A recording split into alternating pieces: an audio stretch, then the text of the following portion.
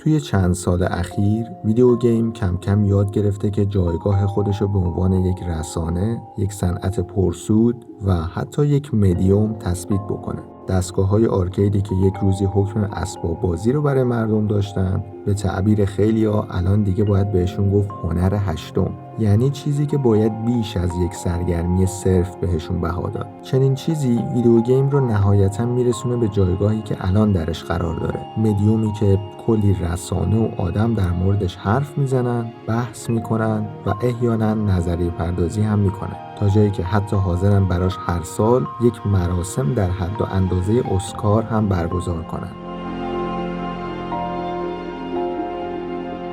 این یعنی ویدیو گیم انقدر مهمه که وقتی مراسمی مثل گیم اواردز برگزار میشه، چشم و گوش همه گیمرها و رسانه ها آماده میشه برای اینکه ببینن کدوم بازی قراره چه جایزه‌ای ببره. بهترین کارگردانی، بهترین روایت، بهترین موسیقی و صداگذاری و سرآمد همه اینها هم بهترین بازی سال. And now the Game of the Year award goes to The Last of Us Part 2.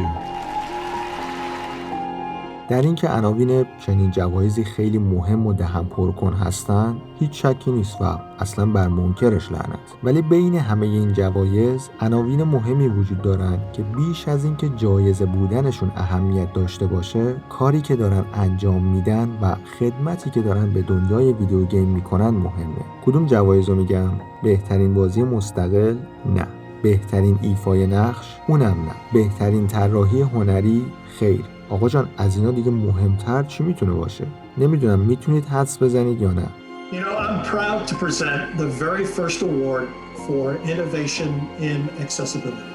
And the award goes to The Last of Us Part 2. سلام، وقتتون بخیر. من یاشارم و تو این ویدیو میخوایم راجع به یک مسئله خیلی خیلی مهم از دنیای ویدیو گیم با هم صحبت کنیم. خوش اومدید.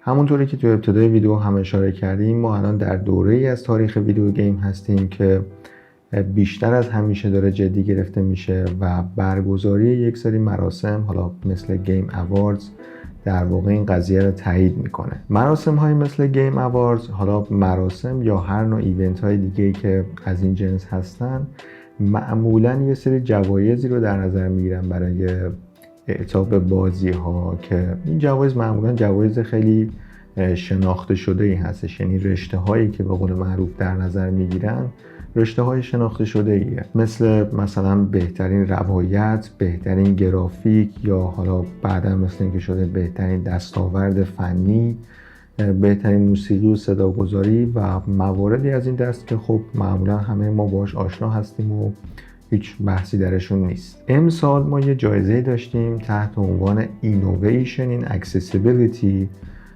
که در واقع اعطا میشه به Most Accessible Game، یعنی بازی که بیش از همه بازی ها اکسسیبله، که بخوایم به لحاظ لغوی رو ترجمه بکنیم میشه بازی که بیشتر از همه در دسترسه یا دسترس پذیره. ولی خب معنی لغویش دقیقاً اون معنی درستشو نمیرسونه. منظور از اکسسیبیلیتی یا اکسسیبل گیم اینجا چیه؟ مخاطب خیلی از بازی ها معمولا افرادی هستن که خب مثلا معلولیت جسمی خاصی ندارن و خب خیلی راحت میشونن بازی میکنن و مشکلی نیست. ولی ما از اون طرف یه طیف مخاطب رو داریم که اینا دارای معلولیت هستن، مثلا معلولیت شنوایی یا معلولیت بینایی یا معلولیت جسمی، و خود این معلولیت ها هم سطوح مختلفی دارن. یعنی مثلا در رابطه با معلولیت شنوایی ما کسی رو داریم که میتونه کاملا ناشنوا باشه، میتونه کم شنوا باشه، یا در رابطه با معلولیت بینایی ما افرادی رو داریم که ممکنه کم بینا باشن یا اینکه نه ممکنه کاملا نابینا باشن.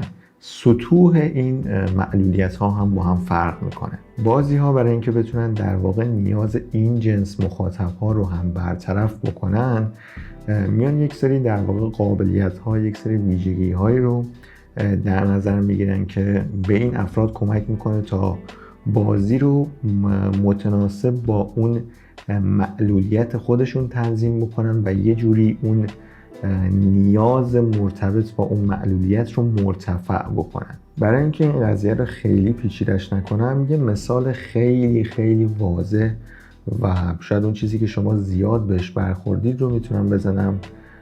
بحث کالر بلایند یا کوررنگی توی بازی ها. شما الان تو هر بازی که بری تقریبا 90% بازی ها توی بخش تنظیمات خودش یه قسمتی رو در واقع در نظر گرفته مختص افرادی که مشکل کوررنگی دارن یا کالر بلایند و شما میتونید متناسب با اون مسئله خودت که در واقع کوررنگی هست تنظیماتی رو انجام بدی که اون نیاز تو رو برطرف بکنه. چون کوررنگی در واقع یک جور معلولیت به حساب میاد و کاری هم که در واقع بازی داره تو این قسمت انجام میده، آپشن ها و ویژگی هایی که برای رفع این معلولیت برای تجربه بازی در اختیارتون قرار میده، اینا هم در واقع یک جور اکسسیبیلیتی به حساب میاد. پس زمانی که ما از اکسسیبیلیتی توی بازی‌های ویدئویی صحبت میکنیم منظورمون یه همچین چیزیه، یعنی بازی تا چه اندازه میتونه نیازهای مرتبط با معلولیت‌های مختلف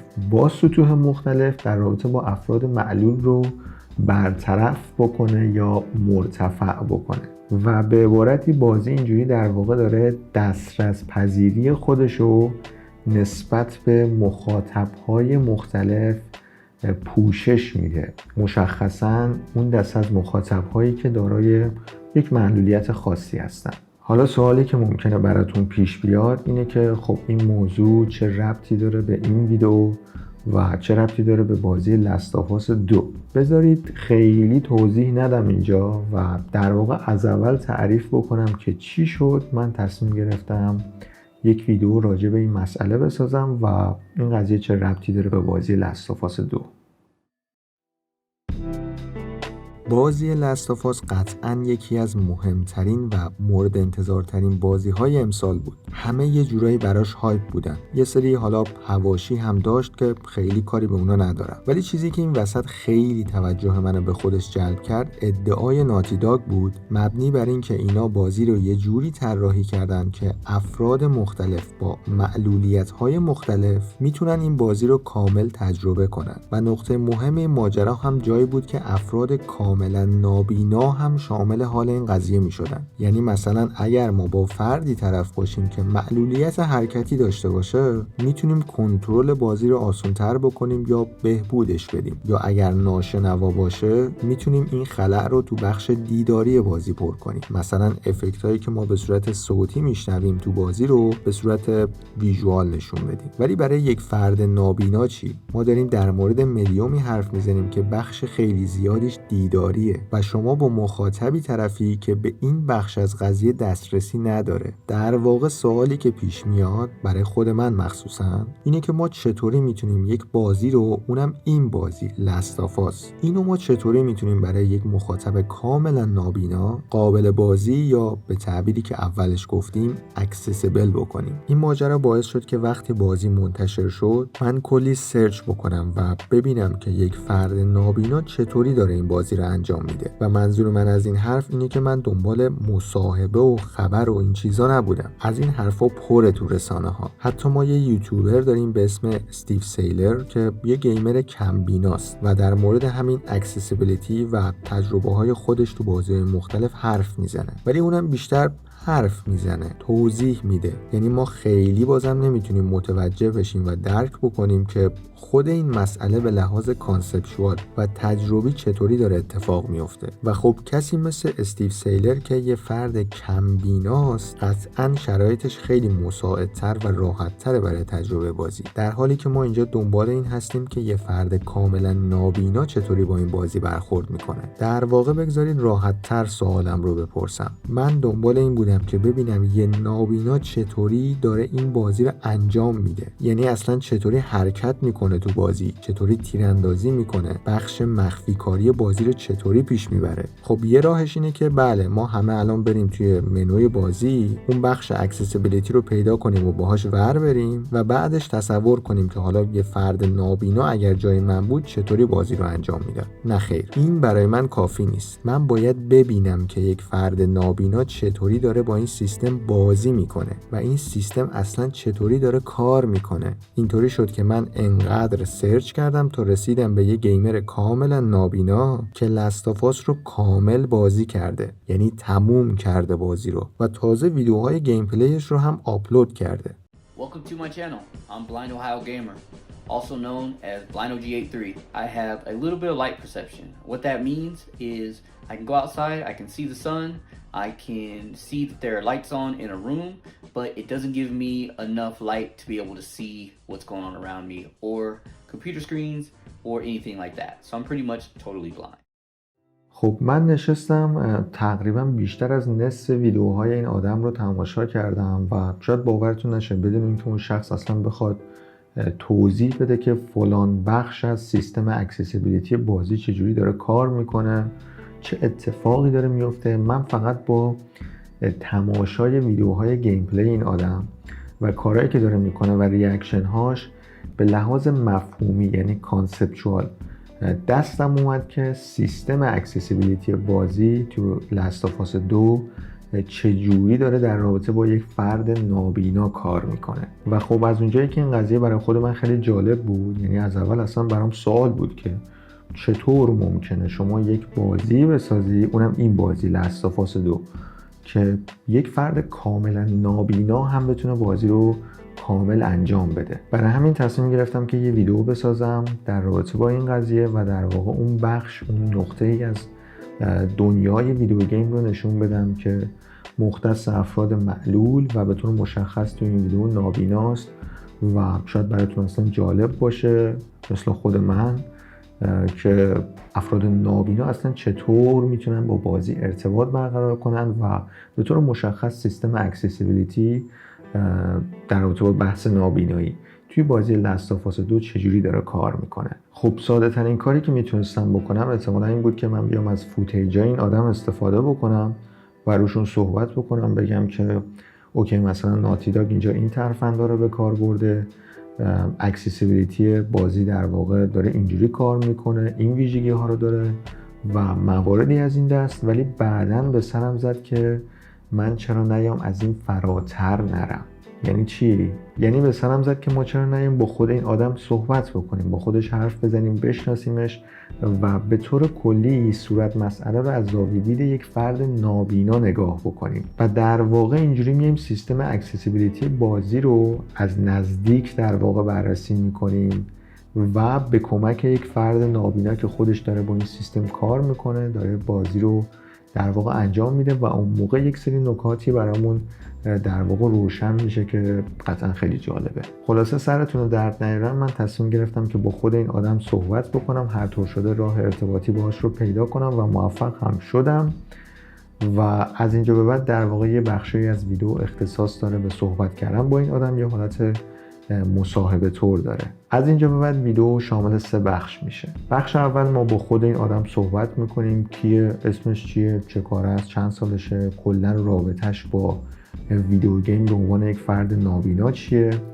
و مواردی از این دست صرفا برای اینکه بتونیم باش آشنا بشیم. تو بخش دوم به طور مشخص سیستم اکسسیبیلیتی بازی لیست رو با هم بررسی میکنیم، به کمک خود این فرد نقاط ضعف و قوتش رو با هم بررسی میکنیم، یه جورایی انگار سیستم اکسسیبیلیتی بازی رو، البته فقط بخش نابیناییش رو بررسی میکنیم، ریویو میکنیم ولی به کمک یک فرد نابینا و از زاویه دید اون. بخش سوم هم بیشتر یک گپ و گفت دوستانه است برای حسن ختام در رابطه با خود بازی، داستانش، کنسول‌های نسل جدید صحبت میکنیم و حتی راجع به ایران هم باهاش صحبت میکنیم. نکته دیگه ای نمیمونه، فقط این که توصیه میکنم ویدیو رو تا آخر تماشا کنید چون در پایان این ویدیو یه سورپرایز دارم براتون. سورپرایز که نمیشه گفت، در واقع یه خبر دارم در رابطه با ویدیوی بعدی، بنابراین من پیشنهاد میکنم ویدیو رو تا انتها تماشا بکنید. نکته دیگه ای نمیمونه، بریم سراغ بخش اول.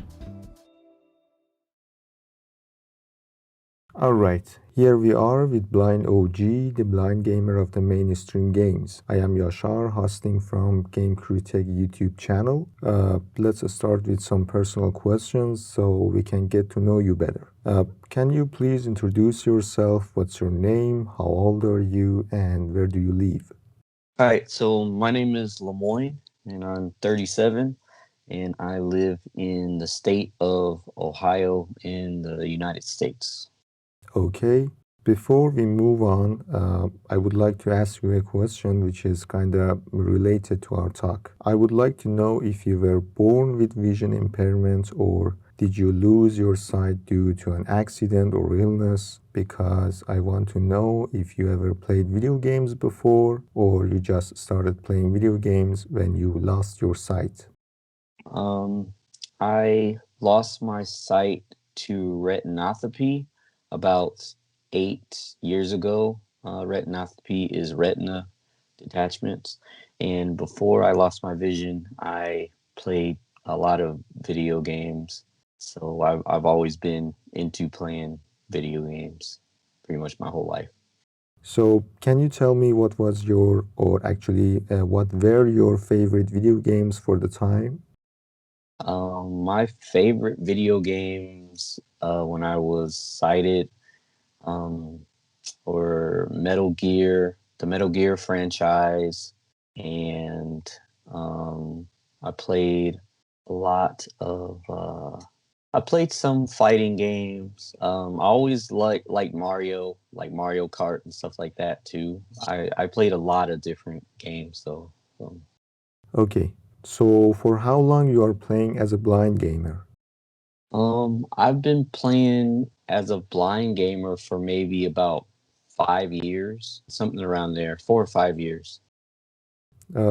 Can you tell me a little about your gaming taste, like your favorite genres and or actually on what platforms do you play video games, PC or console, or I don't know, any other platforms like mobile gaming, for example? I don't really play much on mobile. I play Xbox. Um, I play PlayStation, like PlayStation 4, and mostly I play on PC because it's a lot better than consoles. So PC race, master race, right? Yeah, I want to say so because there's more accessibility features that I can use when playing on a PC. So and my favorite like genre as of right now, I play a lot of Gears 5, and I would say that that's like my favorite because it's because of the accessibility and how open the game is. So I'll say that's like my favorite right now, and Madden. Madden is another one that I play a lot. So those two are the ones that I play like constantly, So Okay, that's nice. So, why and when did you decide to start a YouTube channel? I mean, is there any particular reasons for that, or I don't know, you just wanted to share your own content? I started the Blind OG YouTube channel around February of this year, late February, and I wanted to share information about mainstream video games to the blind community, and also share feedback from the blind community to developers of video games. And as like I've been looking for like some channels to get information about what games I could play as a totally blind gamer, and I couldn't really find many. A lot of the channels are like they play like one game and they're focused on like one game, and I wanted to know, like the options for what games I could play. So that's why I started my channel. That's nice. So have you received any feedbacks from game developers? Oh yeah, like I've received a lot of feedback from Electronic Arts, because that Oh. was the first Madden. People who make Madden, that was the first game that I actually started writing into to get changes. Was for Madden 17, and Yeah. so after that, we got a lot of accessibility changes for blind gamers in Madden, and every year, been writing and talking to them, and it's gotten to where it is now. That's actually very nice to hear. I didn't know that until now. That's nice. Actually, I have seen some of your videos in which you reviewed the accessibility features in many games.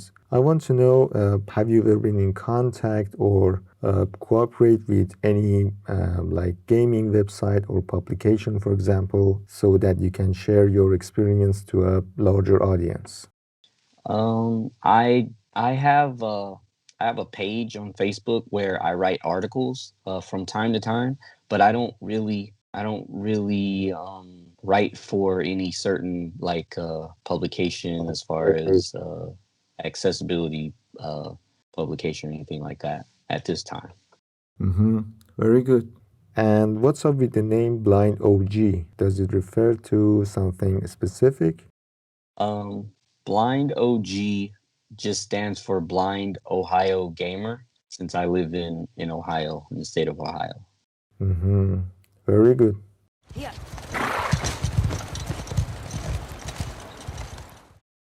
خب همونطوری که گفته بودم تو این بخش قرار سیستم اکسسیبیلیتی بازی لیست رو به کمک خود بلایند اوجی در واقع ریویو بکنیم، بررسی بکنیم.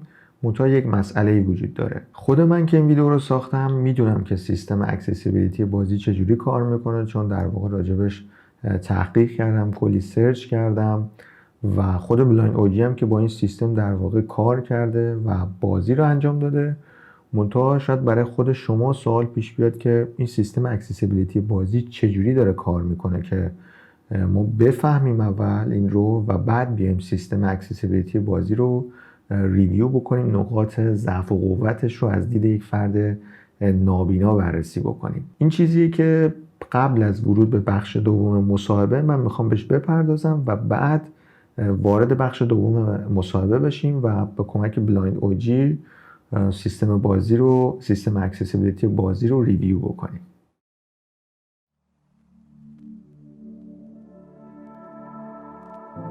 بخش اعظم تعامل مخاطب با دنیای یک بازی به واسطه مکانیک های اون بازی اتفاق میفته. از راه رفتن و پریدن بگیر تا تیراندازی و مخفی کاری و به طور کلی درک دنیای بازی که خب همه شما میدونید اینا رو و بحثی درش نیست. اما مسئله اینجاست که درک مخاطب از دنیای بازی بخش اعظمش به واسطه تجربه دیداری اتفاق میفته. به زبون ساده یعنی شما باید محیط بازی رو ببینید که بتونید درش حرکت بکنید. باید موانع رو ببینید که بتونید از روشون بپرید. باید دشمنا و موقعیتشون رو ببینید که بتونید حالا یا به روش اکشن یا روش مخفی کاری نابودشون کنید. بنابراین بخش اعظم تجربه مخاطب از بازی وابسته به همین تجربه دیداریه.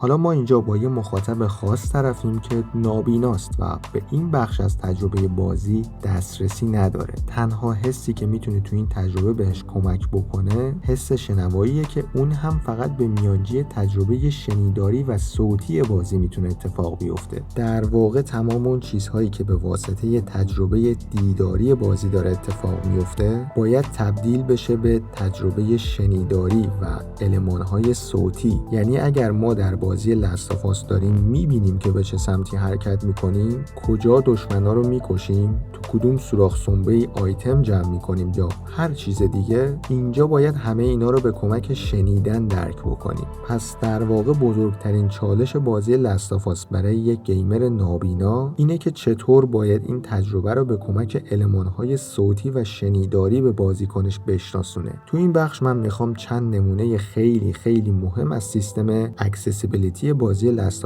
رو بهتون نشون بدم.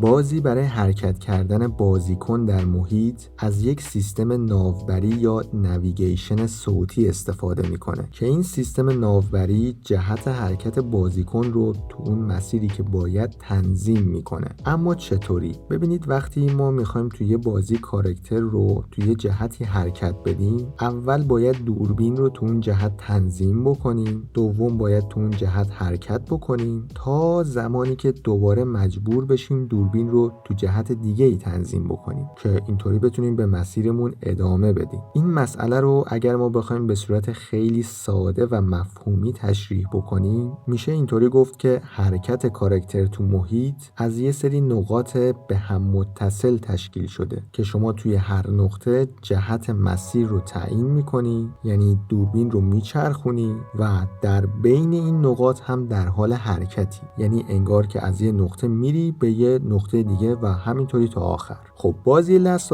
دقیقاً همین چیزی رو که الان براتون تشریح کردم رو اومده به کمک یک سیستم نویگیشن صوتی پیاده کرده. یعنی چی؟ یعنی شما یه دکمه میزنی که اول دوربین رو تو مسیر درست تنظیم بکنه که این تنظیم به کمک یک کیوی صوتی به گوش گیمر میرسه.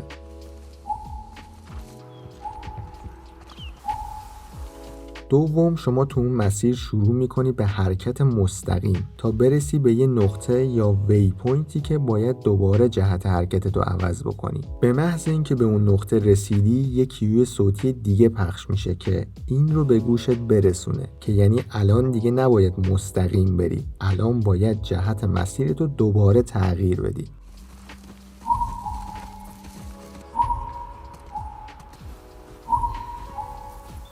پس در واقع ما دو نوع کیوی صوتی داریم برای حرکت کردن تو محیط. کیوی صوتی اول تنظیم جهت مسیر، کیوی صوتی دوم اعلام این که شما به وی پوینت مورد نظرت رسیدی و حالا دوباره باید جهت مسیر جدید رو پیدا کنی. در واقع اگر بخوام از این هم ساده ترش بکنم، مثل این میمونه که بازی داره دست بازیکن نابینا رو میگیره و به کمک کیوهای صوتی بهش میفهمونه که یک، جهت حرکتت رو تنظیم کن، دو، تو مسیر حرکت کن، سه، حالا که رسیدی به اون نقطه دوباره جهت رو تنظیم کن و این کار تا رسیدن به مقصد نهایی ادامه پیدا میکنه. اگر دقت بکنید جنس کیوی صوتی که برای جهتیابی همون نویگیشن استفاده شده خیلی جالبه. بازی برای تنظیم جهت از یک کیو با تون نسبتاً معمولی استفاده کرده، ولی برای رسیدن به نقطه مورد نظر از همون جنس کیو ولی با تون بالاتر استفاده کرده.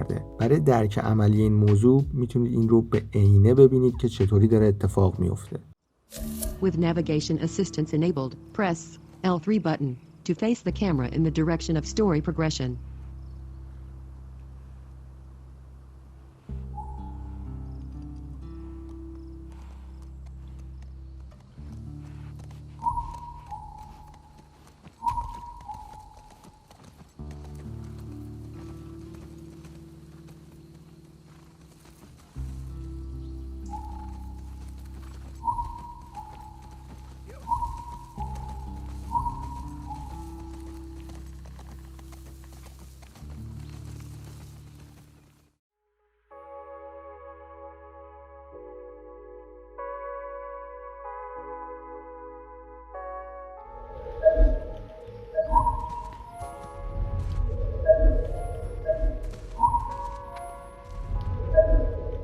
بخش دوم سیستم اکسسیبیلیتی بازی که میخوام در موردش توضیح بدم پیدا کردن آیتم ها یا همون لوت کردنه که خب شامل بخش زیادی از گیم پلی بازیه. این سیستم هم در واقع روی همون سیستم نویگیشن بنا شده. ما الان بلدیم که چطوری تو محیط حرکت بکنیم، فقط کافیه یه سیستمی باشه که جهت حرکت رو به جای اینکه تو مسیر خط داستانی یا اون مأموریت به خصوص تنظیم بکنه، در جهت آیتم های محیط تنظیم بکنه. اینجاست که بازی برای نشون دادن آیتم ها یا به طور کلی پوینت آف اینترست های توی محیط از یه سیستمی استفاده میکنه به نام Enhanced Lesson Mode که این در واقع بهتون این قابلیت رو میده که محیط رو به کمک یک اسکن صوتی درک بکنید. یعنی چطوری؟ برای آیتم ها وقتی که شما در حالت Enhanced Lesson Mode قرار گرفتید، به کمک یک دکمه میتونید محیط اطرافتون رو برای شناسایی موقعیت آیتم ها اسکن بکنید. برای این کار بازی یک موج صوتی منتشر میکنه که این موج خیلی آروم شروع میکنه به پخش شدن تو محیط و به محض اینکه به یک آیتم برخورد میکنه یه صدایی تولید میکنه که در واقع کیوی صوتی مخصوص آیتمه.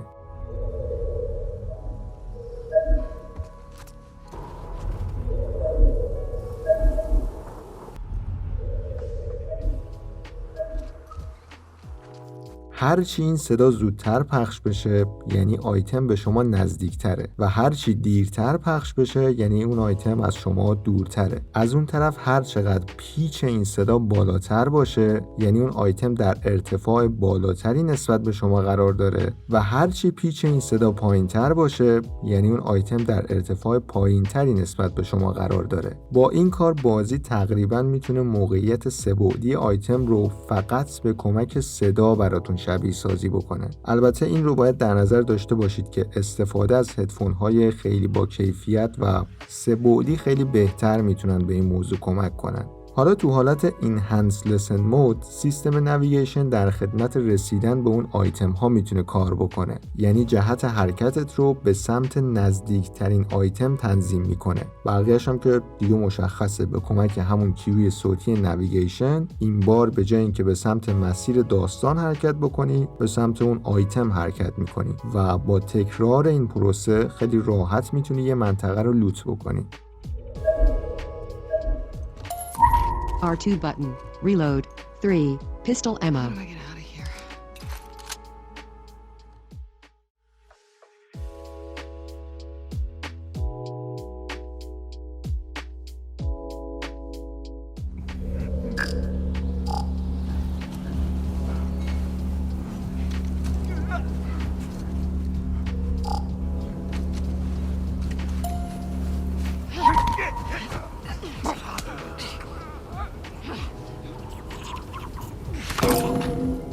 بخش مهم دیگه‌ای که میخوام براتون توضیح بدم مبارزه با دشمناست که قطعاً میدونید هم روش مخفی کاری تو بازی وجود داره و هم روش اکشن و تیراندازی. این سیستم هم در واقع بر پایه سیستم‌های قبلی پیاده شده. چطوری؟ ما الان میتونیم موقعیت یک آیتم رو تو بازی شناسایی بکنیم، به سمتش حرکت بکنیم و باهاش اینتراکت داشته باشیم. کافیه شما همین کانسپت رو برای دشمنا تو محیط پیاده کنی. یعنی ما در بازی یک اسکن صوتی داریم که این بار به جای موقعیت آیتم ها میاد موقعیت دشمنا رو با یک کیوی صوتی بهمون میشناسونه.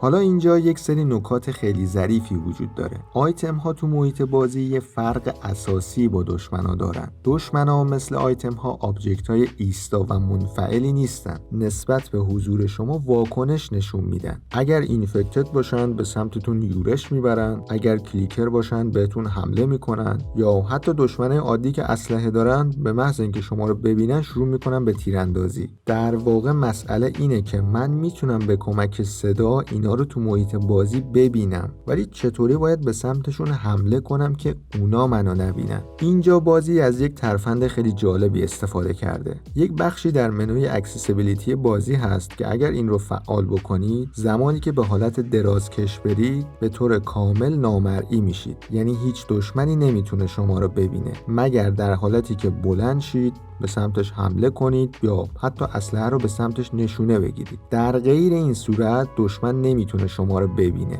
بازی در واقع با این کار اومده نسبت نابینایی بازیکن رو با بینایی دشمنا تعدیل کرده. یعنی انگار که خود دشمنا هم تو این حالت یه جورایی نابینا میشن و شما رو نمیتونن ببینن. بنابراین تا زمانی که شما تو حالت درازکش قرار گرفته باشی میتونی به سمت دشمن حرکت بکنی و به کمک همون سیستم نویگیشن و بقیه‌اش هم که دیگه آسونه، فشار دادن یه دکمه و خلاص.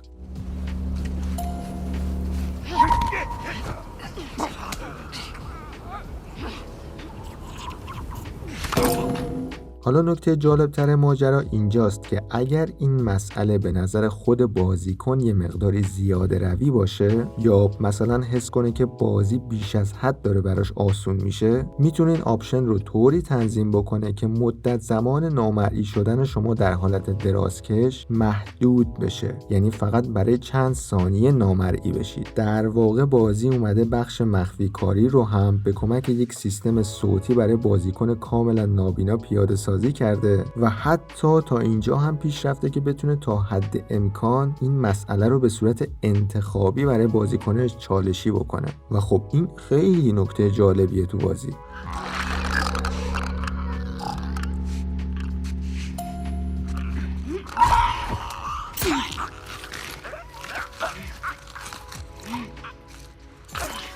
بخش تیراندازی بازی هم با همون سیستمی پیاده شده که ما از مدت‌ها پیش تو خیلی از بازی‌ها دیدیم، یعنی سیستم ایم اسیست که در واقع نشونه‌گیری رو به صورت خودکار انجام میده. منتها خلاقیتی که سازنده‌های بازی برای همین سیستم ایم اسیست هم پیاده کردن واقعا مثال زدنیه. شما به محض اینکه دشمنا رو هدف میگیری، نشونه معمولاً روی مرکزی ترین قسمت بدن دشمن قفل میشه. اما تو بازی لیست شما میتونی ایم رو بالا یا پایین ببری و بازی برای اینکه بتونه اینو به گوش یک بازیکن نابینا برسونه اومده از یک کیوی صوتی استفاده کرده که به صورت ممتد پخش میشه و پیچ صداش بر اساس نقطه‌ای که شما از بدن حریف نشونه گرفتی قوی یا ضعیف میشه. یه چیزی شبیه همون موقعیت آیتم ها تو ارتفاع.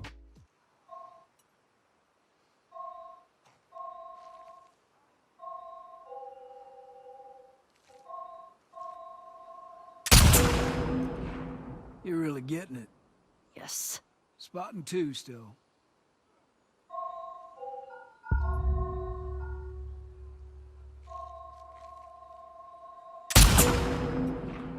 Well done.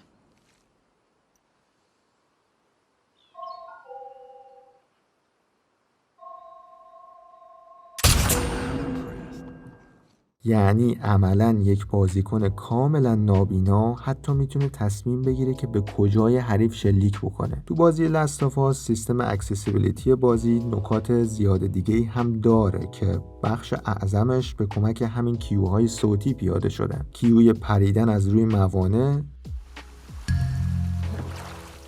کیوی جا خالی دادن،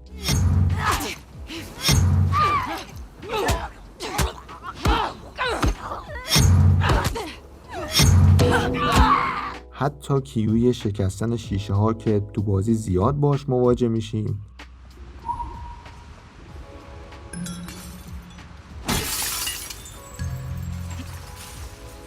حتی اعلام وضعیت بازیکن.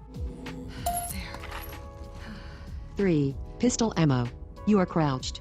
Health 100. Military pistol. Equipped. Crafting. Health kit pot. Incendiary shells. Hunting pistol. Incendiary shells. Missing ingredient. Hunting pistol ammo. Inventory full. Recipe requires. Hunting pistol. Hunting pistol ammo. 1. Loaded. 6. Reserve. و خب خیلی چیزای دیگه که من واقعا نمیرسم همه رو توضیح بدم، ولی خب کار کردن با این سیستم برای بازیکن نابینا به مرور عادت میشه تا جایی که بتونه بخشایی که شاید یه مقدار پیچیده و سخت به نظر بیان از نظر ما اونا رو هم بتونه پشت سر بذاره. Damn, there's a bunch of them right there.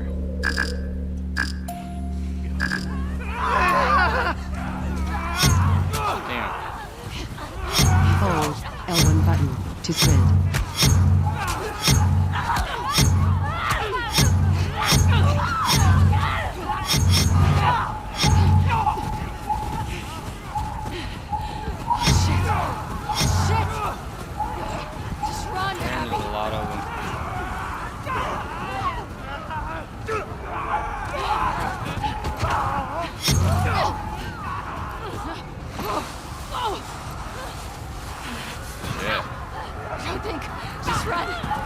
I was really planning on taking out all these swords, but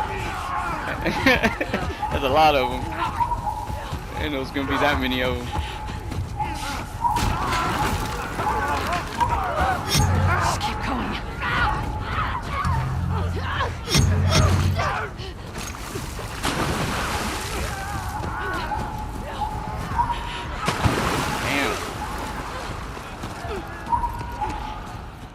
ولی خب این همه ماجرا نیست. Before we move on to the main topic, which is actually reviewing the accessibility features in the game Last of Us Part 2, I want to know if you have played the first game or not, because I know that the first game was not that much accessible comparing to the new one.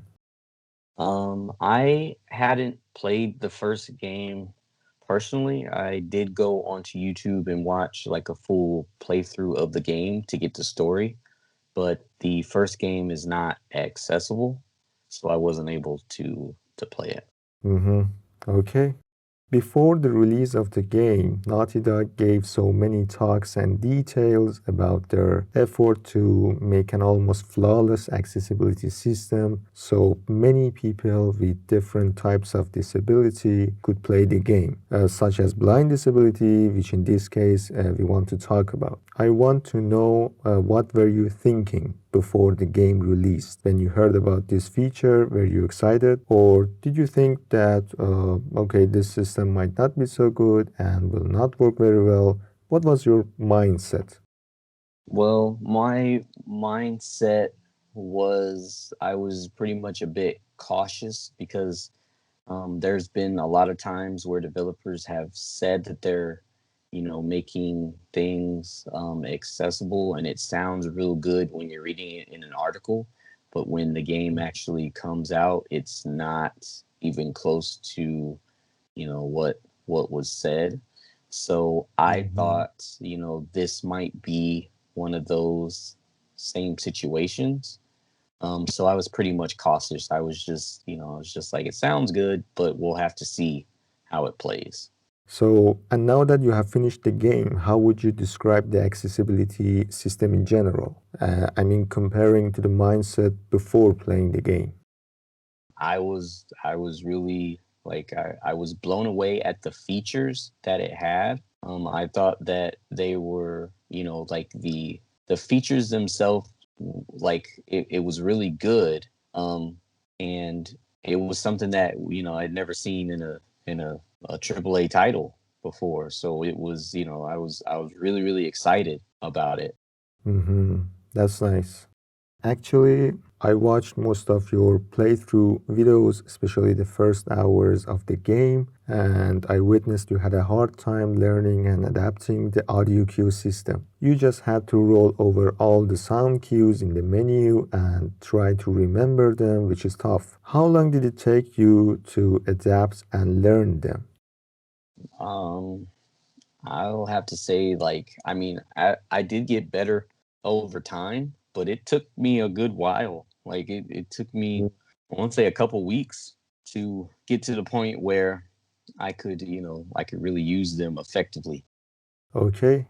So how do you think the game could implement the audio cue system as a tutorial? Because as far as I know, there is no actual tutorial in the game specifically meant to teach the audio cue system to blind players. I think that they could do an actual tutorial and have a smaller, maybe a small challenge like they do in other video games where you go into a tutorial and it has you do certain actions to get used to the controls. I think that they could do something like that with the sound cue library as well. Yeah, exactly. So, by your experience, which part of the system is flawless and which part is flawed at most? Like worst and best parts of it. So I guess I'll start out with worst. The worst was the navigational system. I know that they have now recently released patches for that system to make it better.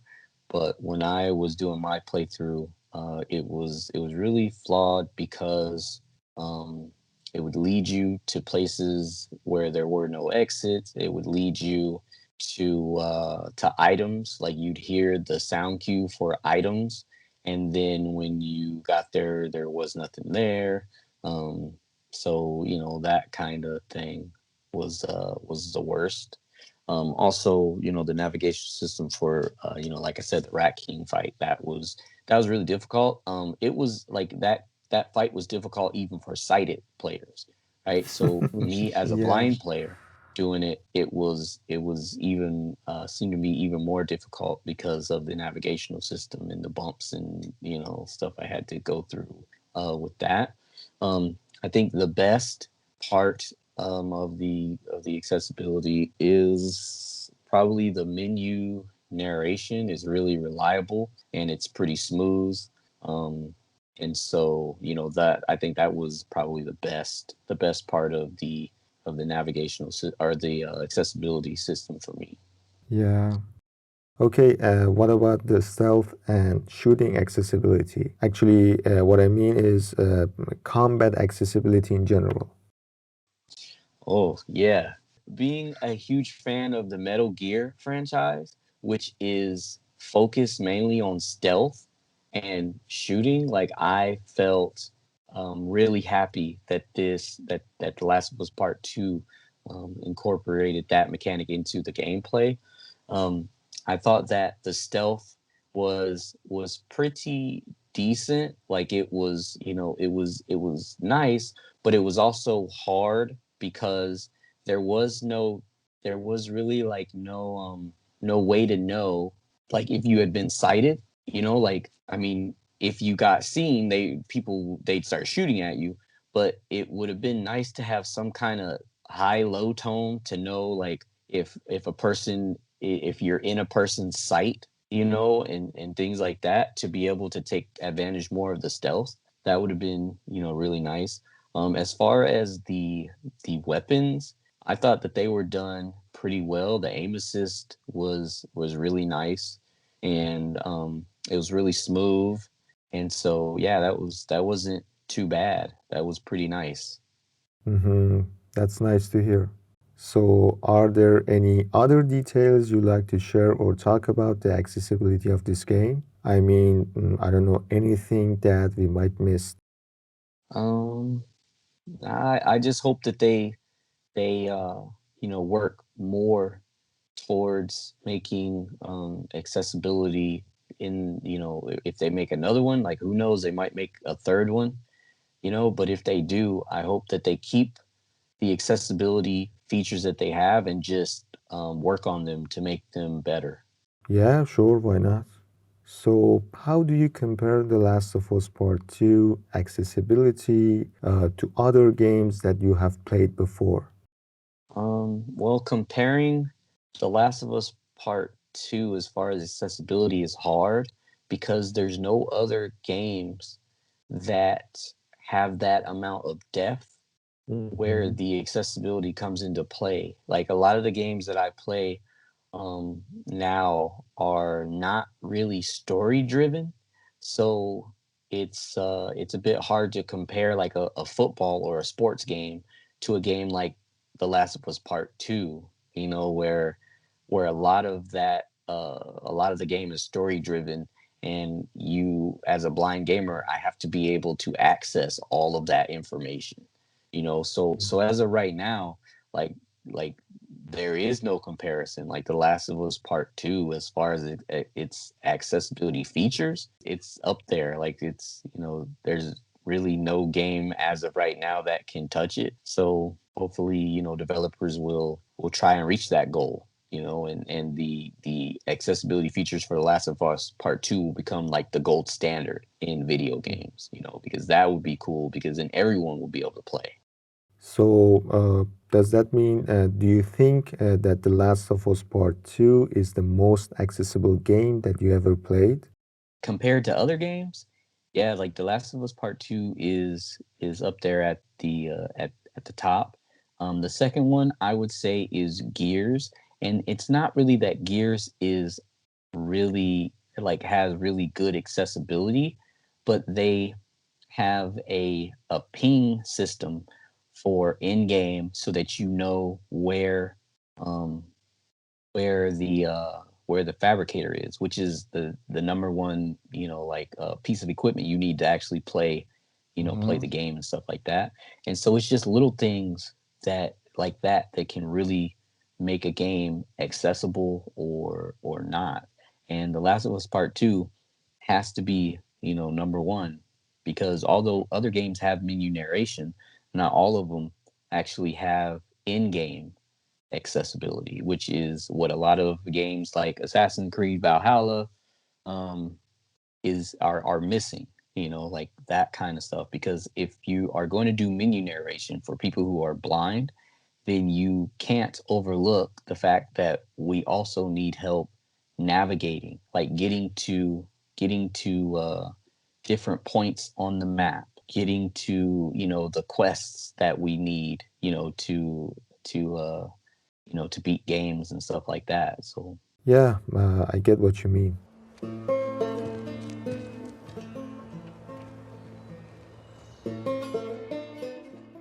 Okay, for the final part of this talk, I just want to ask you a few more questions. Did you enjoy the story of The Last of Us Part 2 and its narrative in general? Did you like the ending? Because not so many people did. Some fans are still mad about Joel's death and especially the ending of the game. Did you like the story and the ending? Or, I don't know, you have your own perspective?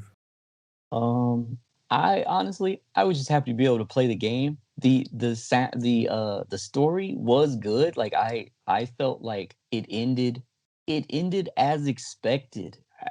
Everyone in that game had their good side and their bad side, right? And Yeah. so it's like a lot of people I know, they didn't like Abby, they didn't like how it ended and stuff like that. But it was a good story. Like, you know what I mean? Like it was a really, really good story. I thought it was pretty decent. Like it had me interested, and that was the whole point, is to keep people's interest in the story to the end, and so it definitely did that for me. Okay, good. Very good.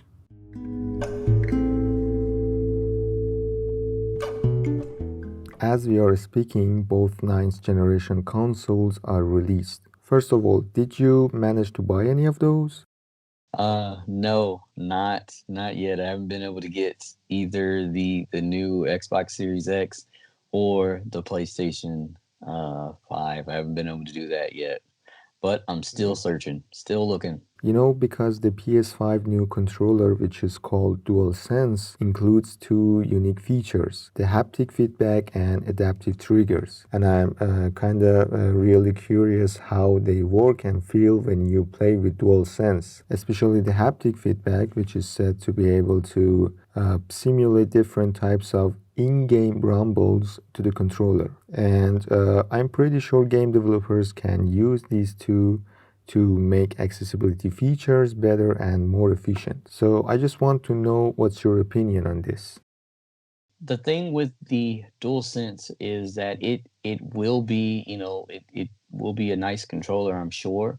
The haptic feedback sort of reminds me of the Nintendo Switch, where you have the HD Rumble. So I think it's going to be really, really awesome. The only thing is that developers have to choose to implement those features, and the like if they do it well, then the game will be one of the games that will be like, wow, that's really, really cool. But it sort of reminds me of the touchpad for the DualShock for the PlayStation 4. It was a really, really cool thing that was on the controller, but not a lot of developers took advantage of it. And so I hope that that's not what is going to happen with the haptic feedback system for the DualSense. But being able to have more of a specific feedback system will only allow players to get more into the games that they play. So I applaud Sony for taking that into consideration, because on the other side of that, the Xbox controller pretty much is the same one. Like for the Series X, it's like the same controller. And so I feel like, that's really, really awesome for them to try to incorporate that further into, the systems. And I've heard that they're also working on an awesome audio and sound design, like a total 3D audio design where you can actually see what's happening in the space. It's the Tempest for the PlayStation 5. It's the sound engine is called Tempest, and it's supposed to be really, really good.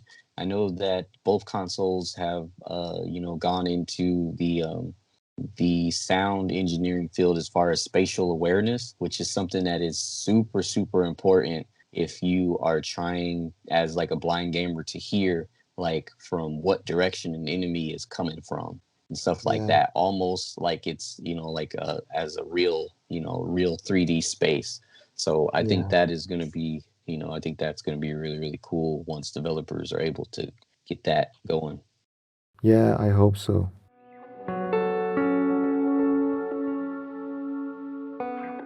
And for the final part and the final question, what do you know about Iran?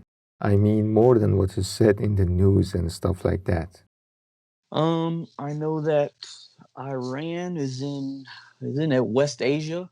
It's bordered by Afghanistan, Iraq, a couple more countries, and I know that like one of the biggest religions, or one of the big religions, is like Islam. That's about it. Like I've never met anyone from Iran, but I'd be really interested to know like what kind of food you guys have over there. Iranian foods are famous in the world. Yeah, like I like to travel. I've been to like Canada, I've been to Mexico, and I've been, all over the United States. And the first thing I do when I go to a new place is check out the food. Like, because the food, that's where you get ties to the culture. It's like, music and all that kind of stuff is really, really interesting. I've always liked trying, like different foods, and just learning about different cultures and stuff like that. So, do you have any Middle Eastern friend? I don't really have that many Middle Eastern friends. I have friends who are from like India, but I don't really, have a lot of Middle Eastern friends. Until now. Until now, exactly. Until now. So, and that's, that's something I'm always trying to do is, like get to know people from different countries, because I really like to learn about different cultures, so that's one thing I'm really into. So. And if you have any message for Iranian gamers, especially the Last of Us fans and my channel's audience, you can say it. I would just say, if you guys are playing The Last of Us Part 2, just enjoy the game. And if, you have any friends or family members who happen to be blind or visually impaired, then have them check out my channel, so they can get more information on what games they can play. That's so nice of you. Thank you for participating in this talk, Blind OG. All right, no problem. Thanks for inviting me.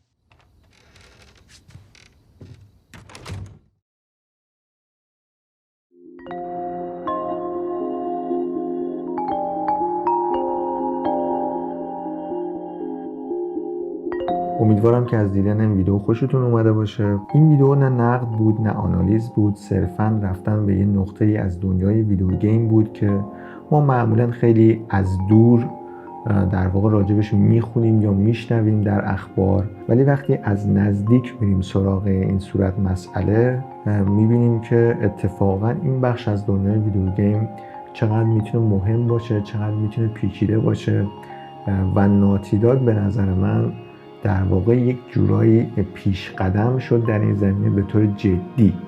یعنی از این به بعد احتمالاً ما شاهد بازی‌های بیشتری خواهیم بود. یعنی من امیدوارم که اینجوری باشه که در واقع بخش اکسسیبیلیتی بازی‌هاشون رو بتونن کاملتر و کارآمدتر در واقع پیاده سازی بکنن.